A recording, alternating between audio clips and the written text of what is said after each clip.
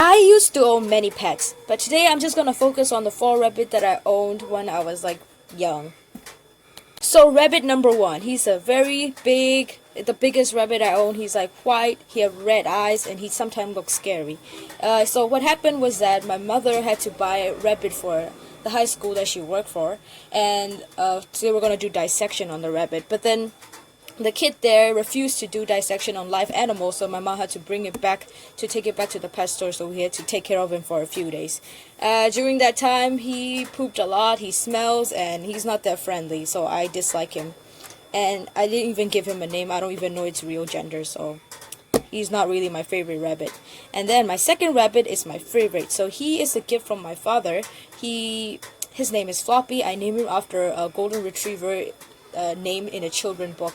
So he's like the smartest rabbit I own. He's like really small too, and he's very adorable. And like whenever you call his name, he will come running to you. Many people in my family love him. He's like really cute. But then he had a horrible ending. My sister accidentally stepped on him and he left for good. So yeah, I miss him very much. So after that loss of my favorite rabbit, I had like couldn't handle the feeling, so I tried to replace him by buying the same species, the same Japanese rabbit, and I bought 2 more. So the first one I named her Snow White because she's like the lighter skinned one, and then I called the other one Blackie because he had a darker spot on her body.